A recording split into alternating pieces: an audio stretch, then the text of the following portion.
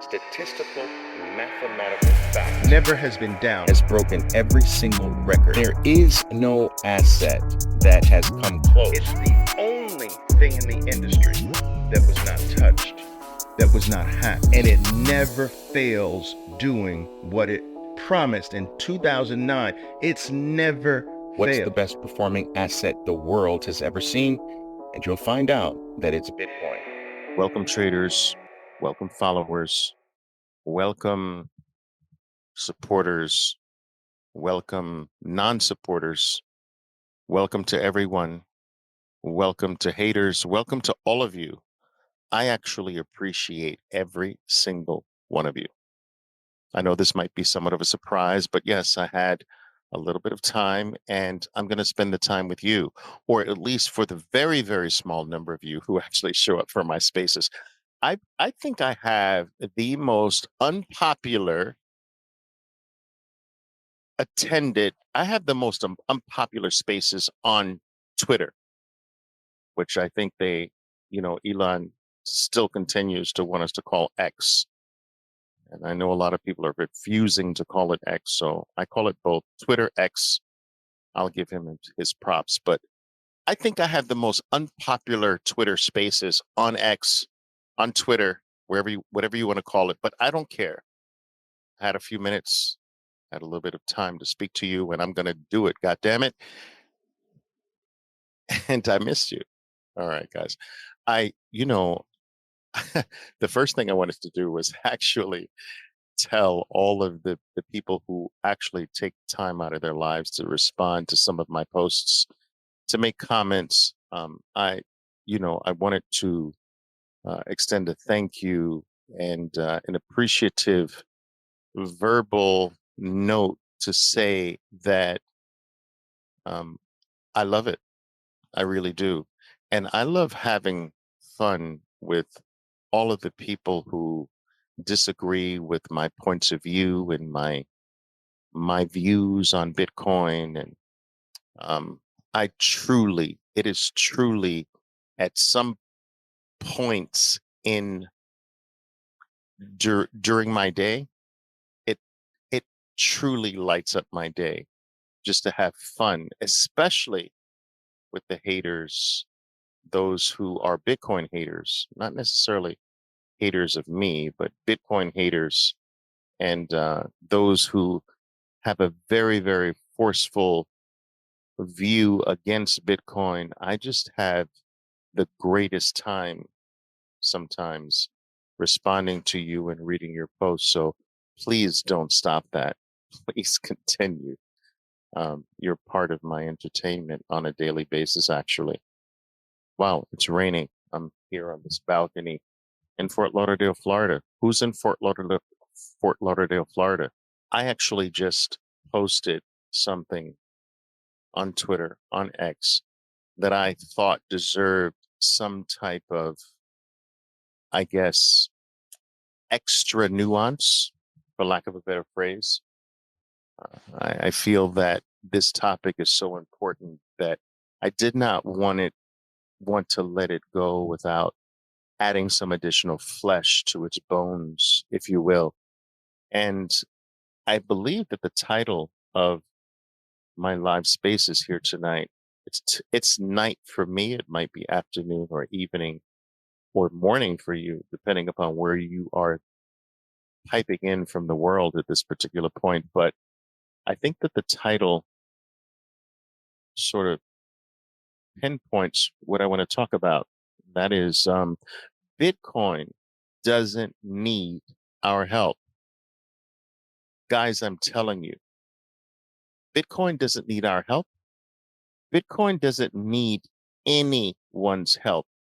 And I am starting to get a bit tired of this rhetoric that I hear and read over and over again that, what's going to be the next catalyst for Bitcoin? And, everyone seems to be on their tippy toes and holding their breath for the SEC's decision on Bitcoin spot ETF and, the U.S. economy and blah, blah, blah, blah, blah. And I'm I'm fed up with this. I'm telling you, I am absolutely fed up with this because at the end of the day, Bitcoin doesn't care. At the end of the day, Bitcoin doesn't need me. At the end of the day, Bitcoin doesn't need you. At the end of the day, Bitcoin doesn't need the SEC. At the end of the day, Bitcoin doesn't need anyone. It doesn't need BlackRock. It doesn't need Fidelity. It doesn't need the politicians with their, you know, bills and policies, and it doesn't need the freaking US economy to be in a specific state. Nothing stops the next block. Tick tock, next block. And I think all of these things at the end of the day are distractions away from the true value and the intrinsic nature of what Bitcoin is, because we start losing sight of the fact that nothing can stop Bitcoin. Nothing can stop the next block from happening. Nothing can bring it down. Nothing can hack it. Nothing can prevent its promise that it made all the way back in 2008. And some people say 2009, but the promise was actually made in 2008. Nothing has ever stopped these things from happening. Nothing will ever stop them. It's TikTok next block. Nothing can stop Bitcoin from delivering. Nothing can stop Bitcoin's promise to us. Nothing can stop its growth. Do you understand that virtually every 10 minutes on average, Bitcoin becomes exponentially more valuable, exponentially more difficult to hack, exponentially more difficult to stop, exponentially more difficult to halt, exponentially more difficult to thwart in any way? And so nothing ever changes.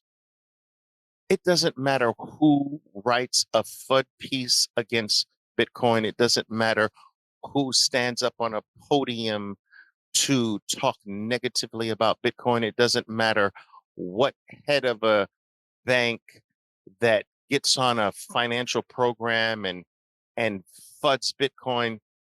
During their FUD, during the time it takes for some 26-year-old backpacking New York Times hired person to write a FUD piece against Bitcoin, during the 3 hours it takes for them to finish that article off, Bitcoin has become exponentially stronger. The Bitcoin blockchain has become exponentially longer. The Bitcoin blockchain has become exponentially taller. It's become exponentially more difficult to stop. Nothing that you are preoccupied with, nothing that you think Bitcoin needs matters to Bitcoin. It has never stopped doing what it started doing from absolutely freaking day one. It hasn't hesitated. It hasn't hiccuped. And so I think that we get carried away with these things. And I think that we are so entrenched in the traditional mindset. We are so locked in to every other asset that we have been exposed to that we lose sight of the fact that this is a brand new species, that this is like an alien entity that none of our past models apply to, that none of our past thinking can possibly apply to. And we lose sight of this. It is not by mistake that Bitcoin is the best performing asset the world has ever seen. Not by a little bit, but by a long shot. Bitcoin is so far in first place in almost every metric you can possibly imagine that it makes second place feel like it's in first place. And that's the problem. Sometimes first place can be so far ahead of second place that second place doesn't see first place. And second place thinks, I'm still first place. No, you're not first place. You're second place, but you're so far behind first place that you think you're still in first place. But no, you're not. That's how much Bitcoin is trouncing the world. And think about this. I get this all the time. People say, Oliver, what's the value of Bitcoin? Are you kidding me? So I start off very basic with that low level of I usually try to start a very basic with that question, Oliver, what's the value of Bitcoin? Because it that question usually communicates to me one of two things, that the person has done absolutely, well, one of three things. The person, number one, has done absolutely zero, taken the time to do absolutely zero investigation, zero research into this brand new life-changing asset. And that does constitute the vast majority of the world. Okay. And that's okay. That's acceptable ignorance. Number two, those who have looked at it but don't have the intellectual capacity to understand what they've looked at. That's number two. And number three is, I forgot what number three is, to be honest with you, but my cigar went out. But my point is that I try to start very, very low when someone comes to me and says, Oliver, what's the intrinsic value of Bitcoin? What's the value proposition of Bitcoin? And I usually say, well, think of it this way. Think of the world's first vault that is literally uncrackable, that is virtually impossible for this vault. You can store anything you want in this vault, and it cannot be cracked for the rest of humanity. As long as planet Earth is in existence, it can't be cracked. It never will be cracked. Not in your lifetime, not in the lifetime of your children, their children, not for 1,000 years, not for tens of thousands of years. Now, what's the value of that vault? Then I say, okay, well, let's take it this way. Imagine if you had a network, and the world is largely run by networks today. Every network has been hacked in the entire world. Every network. Your banking networks are hacked every single hour of the day. You're not aware of that. I'm not aware of that.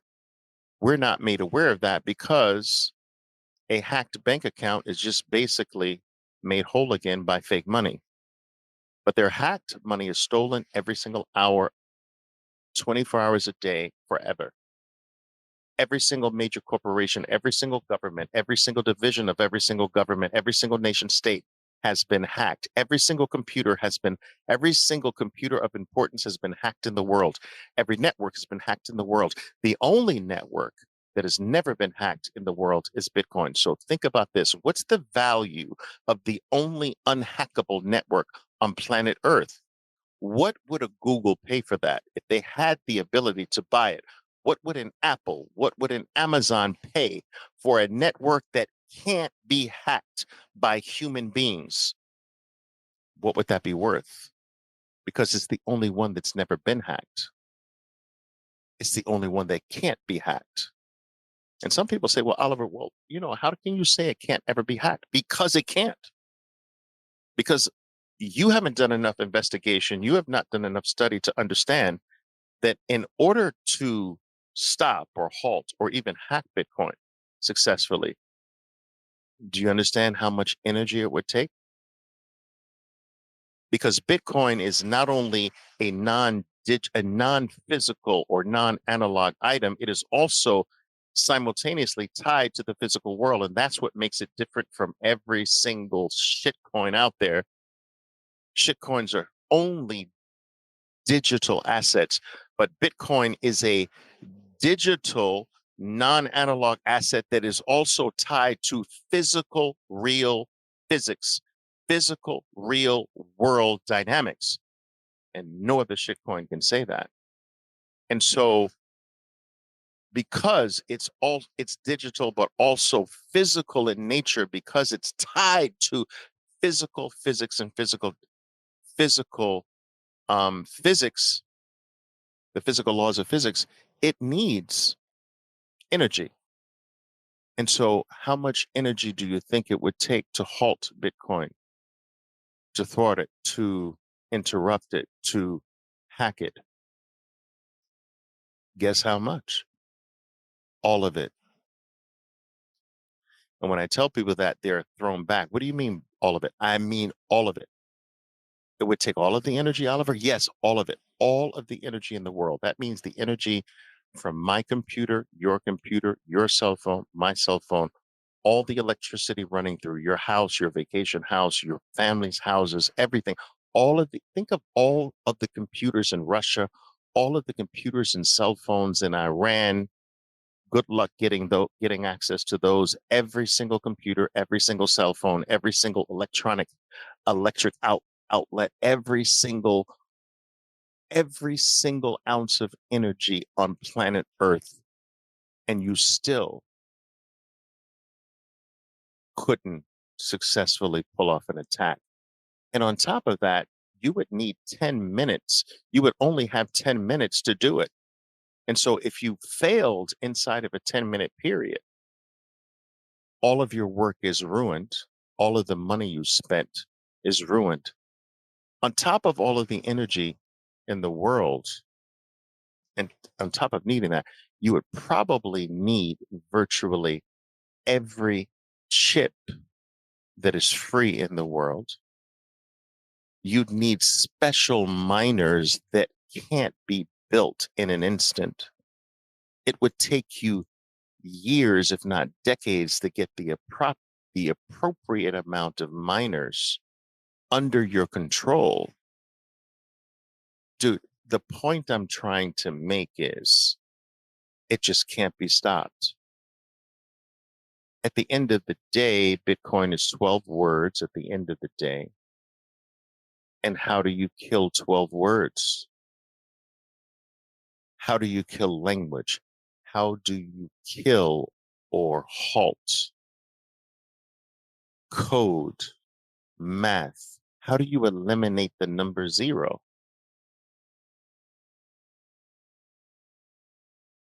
Bitcoin is unstoppable. And so when we allow ourselves to get distracted by these narratives that Bitcoin needs someone or Bitcoin needs something, I think we lose sight of what Bitcoin really is. Think about this, guys. Bitcoin is the only living, breathing species on the planet that pays human beings to run it. Think of how profound that is. It is the only network on planet Earth that is not controlled by a single human being. It is the only network that is not owned or controlled by an organization, an institution, or a nation state, a government, a country. It's the only network that no human being controls or manipulates or owns. Yet it's the only network that pays humans to keep it alive, that pays humans to work for it. It pays humans every 10 minutes. And because of that payment, there will always be humans willing to feed it what it needs, to give it what it needs. And as long as there's one human being on this planet who's willing to accept that payment, it lives. It's mind-boggling. And to be honest with you, I can understand. There are moments when I can understand, I would say. And I sympathize with people who just can't get it because it does require that you dedicate some time to it. It requires that you study it to reach this deeper than normal understanding. It requires that you spend work, that you exert some work to get it, to understand that this is not like a traditional asset, and that you, because it's not a traditional asset, you can't apply traditional models to it. You can't fit it inside of your neatly packaged things that have somewhat worked with traditional things that you know. You don't know this. We don't know this. We can't know it. We can look at it, we can study it, we can see it, and all we can understand in truth is that it's not like anything else we've ever had. I imagine it's the same thing or the same sensation that people experience when the they first came in contact with fire, and the world just simply wasn't used to fire or electricity or even the number zero. Um, or many other things for that matter. And so, my overall point in speaking to you tonight was to say that, is to say, was to say that we have to, in my opinion, stop thinking about Bitcoin traditionally. It doesn't care about what we think about it, it doesn't care about what worked on things that existed before it. It is not affected by anything that human beings do because it is not run or operated by any human being. It truly is an alien asset. It's an alien force. It's an alien species. Just like many other things that came into our lives could have been construed as alien discoveries or alien things.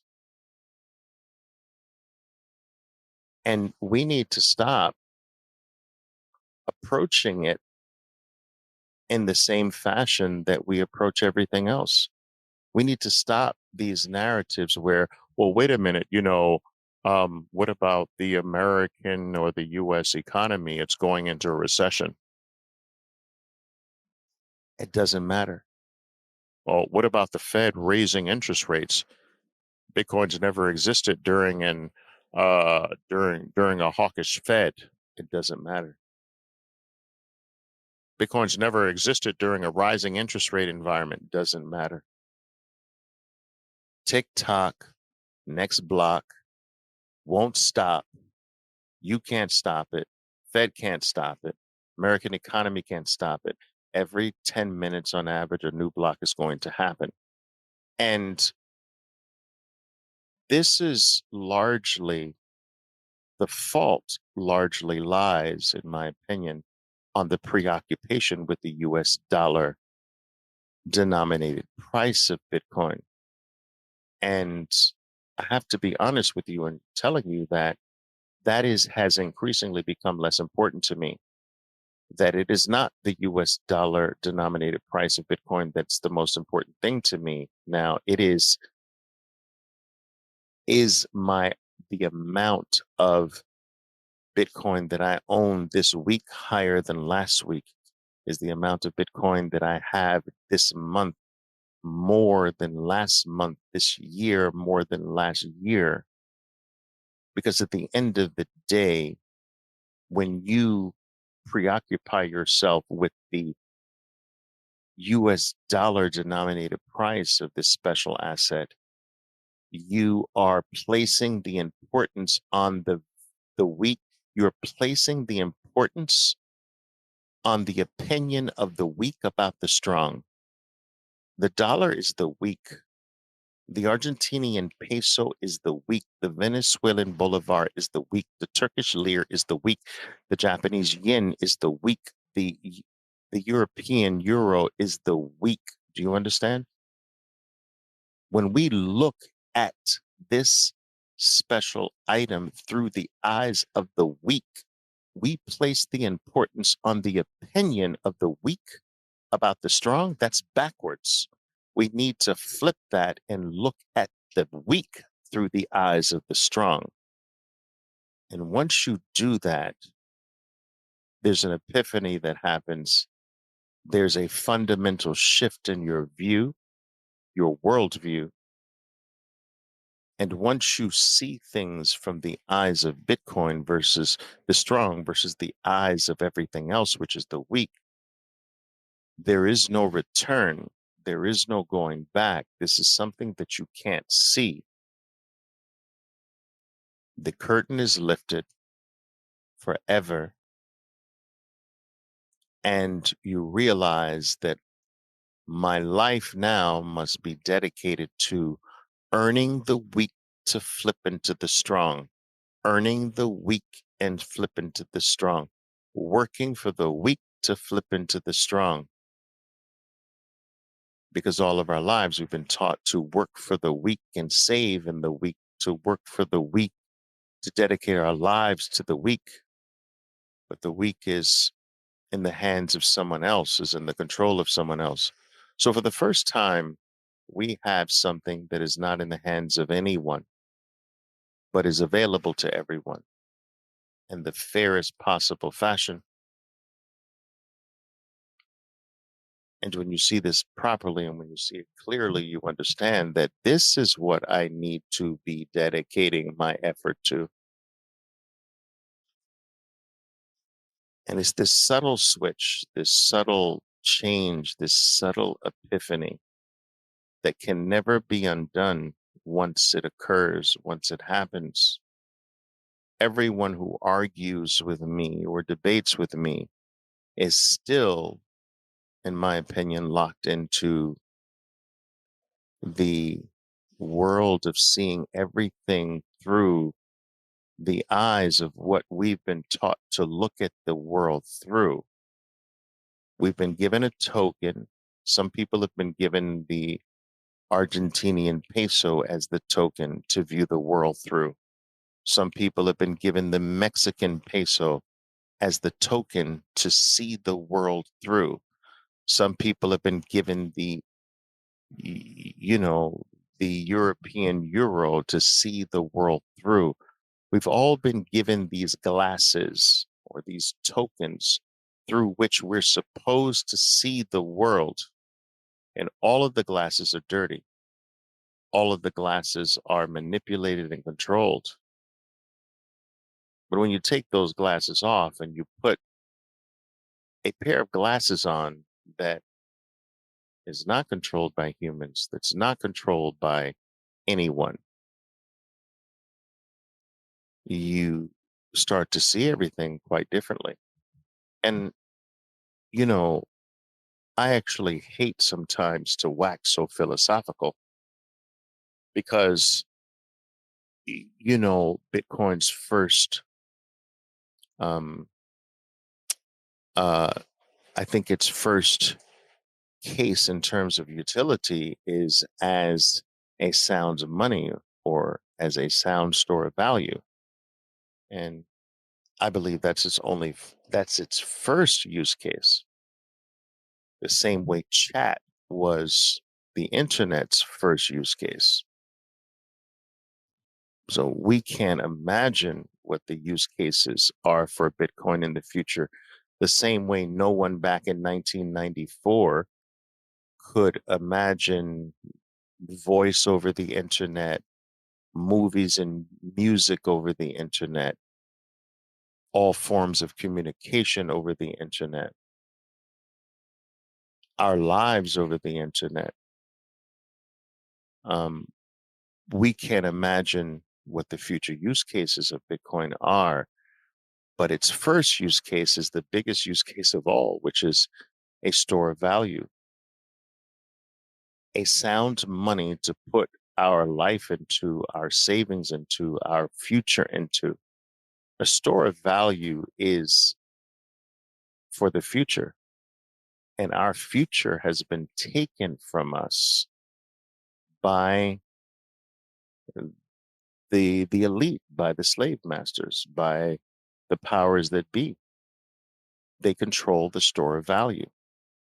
And we were forced without a choice to store our savings, to store what we did not need for today in the token that they gave us. As I mentioned before, some people got the token. We can't, and think about this, you can't choose the token that you're born into. Some people are born into one token, others are born into another token, but we could not choose the store of value token that we were born into. We're coerced to give our lives for the store of value or the token that we're born into. And for the first time, we have a global one that is not controlled by anyone, that has given every single human being a choice. So now we're born into a store of value. We're born a corrupt store of value, a store of value that declines in value every single year, that declines in purchasing power every single year. We're born into that one. We're forced to work for that one. We're forced to pay our taxes with that one. But now we have a choice that is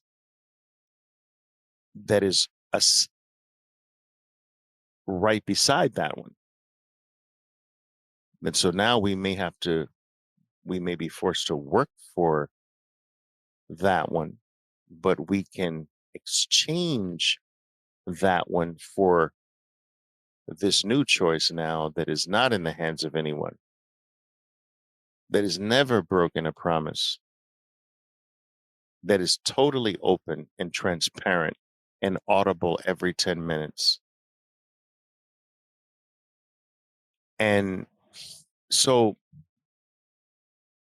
we have to stop treating this special thing, in my opinion, like it's everything else. We have to stop disrespecting it by throwing it in the lot with everything else, with all the other garbage that we were forced to deal with. I spent 4 decades of my life becoming an expert at which leaky boat to jump into. All right, so all of the boats, this was my profession. All of the boats are leaking. So treasury bonds are leaking. Stocks are leaking. Real estate's leaking. Do you understand? Gold is leaking. All of these boats are leaking. But I had to become an expert at which boat do I jump into now that's leaking less than all the other boats. They're all leaking, but which one's leaking the least? So sometimes it was the bonds that were leaking less than every other boat. Then sometimes it was real estate that was leaking less than all the other boats. And I jumped on the real estate boat. And then sometimes I'd sell some real estate and jump on the stock boat because the stocks were leaking less than real estate. But then when the stocks were leaking more than something else, I'd jump from stocks. I'd start peeling out of stocks and jump into another boat that's leaking less, but they were all leaking. This is the first boat that's made available to us that doesn't have a leak, that doesn't have a hole, that cannot be debased, that cannot be inflated away, that's not in the hands of 12 men in suits in a back room that creates the price that I don't vote on. It's crazy. I believe that our grandchildren, our great grandchildren, are going to say, you are, some of us might be alive when our great grandchildren are alive. But some of them we are. They're going to say, you were alive. Number one, you were alive when you could buy this. You were alive when you could actually buy Bitcoin? How old are you? Or some of us are going to be, some of you are going to be alive when, not me, but some of you are going to be alive when your grandchildren or great grandchildren say, wait a minute, you were alive when you trusted men to decide what your money was going to be? You were alive during the times when you were forced to work every single day for a money you didn't choose? Really? How old are you? I believe that some of us are going to be alive, some of you, not me. Some of you are going to be alive when your grandchildren say, really? Someone set the price of your money? You allowed another human being to do that? And you accepted that? You woke up every single day and you worked for the money they told you to work for? It wasn't your choice? Really? You did that? Bitcoin is bringing that world to us that our grandchildren and our great grandchildren will see as the real world, and they will look on this world as being, oh my God, I can't believe you guys were so dumb. I see it as clear as day. If you were to ask any human being on planet Earth today, think about this, guys. If you were to ask any human being on planet Earth today, any human being, I don't care what color they are, I don't care what country they're from, what country they live in, I don't care what age they are. If you were to ask them, listen, you've got a choice. Here's the choice. You accept, you get up every single morning and you work for a money that is only in the hands, that is in control of a small group of people, right? They control the money, all right? They can do anything they want to them with the money. They can debase it, they can inflate it away. It's their choice, but you must work for that money. You must give your life for that money. You must wake up every single day and you must give all that you are, all that you know. You must dedicate your life to working for their money, the money in their control. Or you can work for a money that is global, instantaneously transferable to anyone, infinitely divisible, that no man controls, but is available to every man, that no matter where you go on planet Earth, it's viable, that you can carry around in your head, that has no limits when you go on a plane, that no one can steal or confiscate from you, and that can never be debased, which means that once you own it, once you've earned it, it stays that way forever. And if you give every human being on earth those two choices, there's not a single human being that would choose the one that's controlled by 12 men in suits smoking cigars in a back room that you never voted for, that can do anything with the money or the token that you have to wake up every single day for and slave your whole life for earning. No one's going to choose that one in the future. No one. And so Bitcoin already won because Bitcoin is all of that. It's open to the world, but not controlled by the world. It's open to every man and woman and child, but not controlled by any man, woman, or child. It cannot be stolen. It cannot be debased. It cannot be hacked. It cannot die. It cannot be stopped. It cannot be halted. It cannot be taken. It cannot be debased. It is infinitely divisible. instantly transferable, and it is operational 24 hours a day, 365 days a year. What? No one's going to not choose that one. Your your children are not going to choose something else. Your grandchildren are not going to choose something else. They're not going to choose a rock that people dig out of the ground. They're not going to choose a money that's spun out of thin air by a bunch of geeks, no, dancing on a stage, trying to build a community around it. They're not going to give their lives to a money that 12 old guys and girls that are women that are 60 years old or older, that they don't even know. They're not going to do it. And so Bitcoin already won. It already won. And so again, I bring all of this sort of banter and stream of consciousness talk once again back to this original point that we have to stop thinking that what I just explained needs something from this world. It doesn't. Bitcoin doesn't need a single thing from this world. It became the best performing asset the human race has ever been exposed to, with only 0.03% of the world even knowing about it, even owning it.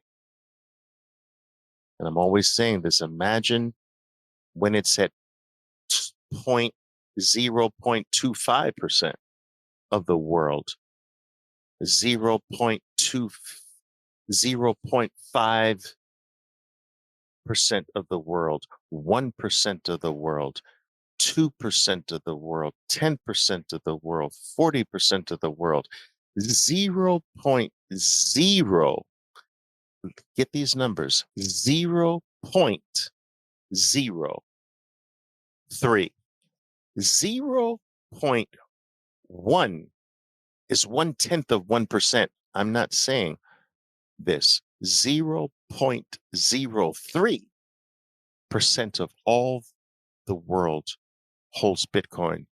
And with that little tiny amount, it became the best performing asset on planet Earth. And that number's not going down in the future. That number's only going up. And so, in one way, I hate to sort of look at Bitcoin in terms of value through the eyes of the US dollar, but I must, because 99.9% of the world will only understand it through that lens. But in reality, Bitcoin is Bitcoin, and that's it. And at the end of the day, as long as you have more today than you had yesterday, or more today than you had last week, or more this year than you had last year, you're winning. And the last thing I will say before I let you go is that we've got to break ourselves out of this high time preference mindset and thinking. We've got to try to find a way to get beyond, but I need to make something now. I need to earn now. Savings has been taken from the human race. Do you understand that? And this has been one of the great downfalls of the entire human race, that the elites stole savings from us. They convince the world that savings doesn't matter, that spending matters. And we've got to snap ourselves out of that. And this view that, Dogecoin can 100x and Bitcoin can only 3x, that's that poisoned mindset. Do you understand? Well, I think that Bitcoin's gains have slowed down, and that's that poisoned mindset again. This idea that I need to win in the master's slave coin, I need to win faster. And if I can't do it really fast, then I'm not interested. We've got to break that mindset. That's the slave mindset. And we have to revert back to this low time preference mindset where I'm not concerned about tomorrow right now with this. I'm doing this for 5 years from now. I'm doing this for my children. I'm doing this for my grandchildren. I'm doing this for my legacy. And some of you, that statement right now, me saying that, rings bad to you because you may look around in your room where you are listening to me, and you may not like where you are. You might have this feeling that my state in life is not what I want. So how can you tell me to think about 5 years from now? But that's the only way you're going to change the room that you're in, the state of life that you're in. You're not going to change it in 30 days. Life doesn't work that way. You're not going to change it in a year. Dude, this is Disney movie bullshit. You can't, life doesn't work that way. Everything that you're doing today is not building tomorrow. Tomorrow was built 5 years ago. Your life today that you're experiencing today, you already built that with all of your decisions 5 years ago. You can't do anything about today. Forget that. Forget today. It's done. You did it 5 years ago. You built it 5 years ago. If you want to start changing the room that you're listening into me right now, you want to start changing the house that you're listening to me right now, you want to start changing the life that you seem to be trapped in right now, you've got to start making decisions that will be realized 5 years from now, because now was already built. You can't do anything about now. And it is this false notion that you can that makes you continue to be a slave forever and ever and ever. It's a lie. It's Disney. And this is what I mean by having a low time preference. This mindset of saving, doing something today to realize later, that's been stolen from the world. That's been stolen from our youth. And so no wonder they don't value anything. They don't value anything now, because if it doesn't pay them now, they don't value it. You can't even get the youth today to pick up a decent job unless it pays them this astronomical amount now. This now is ruining society. And Bitcoin brings this back to us. Bitcoin is not going to pay you now. It doesn't work that way. It's a savings technology. It's the world's best savings technology. And you have to use it that way. It has brought savings back to the world. It has brought a store of value back to our lives. And it is in its intrinsic nature today, it is going to teach the world ever so gradually, and then suddenly later, that this is the proper way to live. And this is the way I see it. This is the way I see it. And my message here with you is just going to be this same thing over and over and over again. So I'm telling you right now, if you're bored with this, you should just leave because it's never going to change here. Not here, not with me. I'm going to say the same thing to you over and over and over again. And when you come at me with something that is anti this message, I am going to thwart it every single time. I'm going to bat it every single time. I don't care how many flowery words you put in front of it. I'm going to stop it because this, I feel that this is my fiduciary responsibility after seeing. How can I not share this? How could I be even considered a decent human being when I feel, I believe that I see the escape? 40 years in this business, I see a pure escape for everyone, and I just stay quiet about it. What would that, what kind of human being would I be if I did that? And I know that some of you say, well, Oliver, you're an asshole. You respond in an asshole way. Well, I'm sorry, get used to that. Sometimes I don't have time to coach things, couch things in a very nice and dainty little way. And some of you need tough love anyway. Some of you need to be shaken out of this stupor like I did, you know.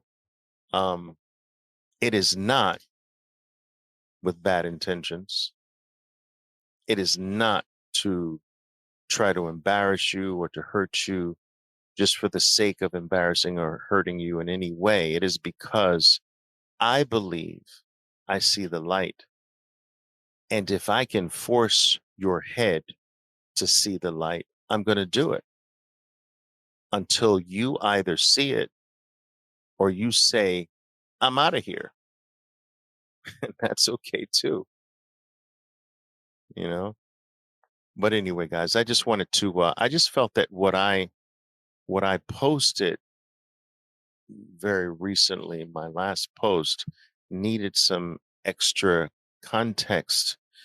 And that post touched upon the fact that most of the world in crypto, I'll use that term reluctantly so. Most of the crypto world, they think that, oh my God, we need the SEC to stop being hostile. We need the SEC to finally, you know, relent and approve a spot Bitcoin ETF. We don't need the SEC to do anything. Bitcoin became the best performing asset on planet Earth without the SEC. Bitcoin doesn't need the SEC. Bitcoin doesn't need Gary Gensler. Bitcoin doesn't need politicians to agree. Bitcoin doesn't need countries to start softening their stance against it. Doesn't need any of that. But it might help if a spot Bitcoin ETF gets approved in 2025. We don't need a spot Bitcoin ETF today. Bitcoin doesn't need help with its halving that's coming in April, late April 2024. Bitcoin doesn't need help with its the bull portion of its cycle, which we've begun and should start to accelerate in the next several weeks or so. Bitcoin doesn't need help with that. But could it potentially be helpful if all the spot Bitcoin ETFs got approved in 2025? Maybe. Could it extend the cycle more? Because if history's any guide, Bitcoin will, in 2025, late 2025, be near its top if history's any guide. And if we could get spot Bitcoin ETFs approved then, then maybe there is no bear market. Maybe there is no top. Maybe there is such a thing as a hyper bull cycle. Maybe there is such a thing as no more bear markets and Bitcoin's life. You know, everything has phases. Maybe bear markets were phase one of Bitcoin's life, and we're moving into phase two. Who knows? But one thing I do know is that whether there is an approval of a spot Bitcoin ETF sooner or later, at the end of the day, it's really not going to matter very much to Bitcoin. TikTok, next block. Nothing's ever going to stop that. Nothing's ever going to stop the fact that you can't hack it. Nothing's ever going to stop the fact that you can't halt it, that you can't control it, that you can't deflate it, that you can't debase it, that you can't manipulate it. And so I, for one, say, whatever. But if I had my choice, I'd extend these approvals until 2025, late 2025, if I could strategically time that. All right, guys. I appreciate you guys listening to me. Nobody listens to me. I'm talking to myself. How many people are here? Like 5? Okay, see, I told you. That's okay. I still love you guys. I appreciate all of you who actually step up and talk. Most of you know, if you've participated in any of my live spaces, that I don't typically pass the mic. I almost never pass the mic to anyone. I just feel that for me, my stream of consciousness style of talking, my monologue form of talking is more productive. And while that might not be extraordinarily popular now, this will hopefully be an electronic footprint that people can refer back to a year from now, 2 years from now, 5 years from now, and find some value from. And what I do also try to do, it's not always possible, but I try to make what I speak about timeless in a way, so that if our topics are timeless, what I talk about here can always be relevant at any point in the future if it's revisited. All right, guys, listen, I appreciate everything. I see 4 things here. Some questions here. Great discussion tonight, Oliver. Thank you, Calvin. I appreciate that. Jimmy is saying, can you write to Gensler and present your opinion? I'd love to do that. I'd say, listen, hold off until late 2025 with these ETFs. Magic Internet Money Lover is saying, your spaces are my most favorite in all of X. I truly appreciate that, Magic, and I appreciate you being one of the very, very few who shows up. I appreciate that. Chucky says, Bitcoin class of 21 here. I love that. Over 200,000 hours of research. 200,000. I was like, wow, how old are you? Over 2,000 hours of research and counting. Awesome, Chucky. Awesome. Best Bitcoin project I've done is stand up and run a full node. Yes, full node is not running a full Bitcoin node is not for everyone, but I hope to convince more and more people to do so. Chucky says, I can't recommend more to other Bitcoiners to run your own full node. Yes, extraordinarily important. And I believe that running your own Bitcoin node in the future will become exponentially easier. And I believe that we might be able to, in the future, run full nodes from all of our phones and maybe even from all of our other electronics. So we'll see how that goes. But listen, guys, once again, thank you for showing up. If you feel that someone might benefit from our little discussion here tonight, feel free to share it. And if you don't share it. It's fine. But listen, once again, I love you guys to death. Let's continue to stack hard. Our time is limited. My name is Oliver Velez, and I am your 13%er Bitcoiner. Be safe out there, and until next time. Boom!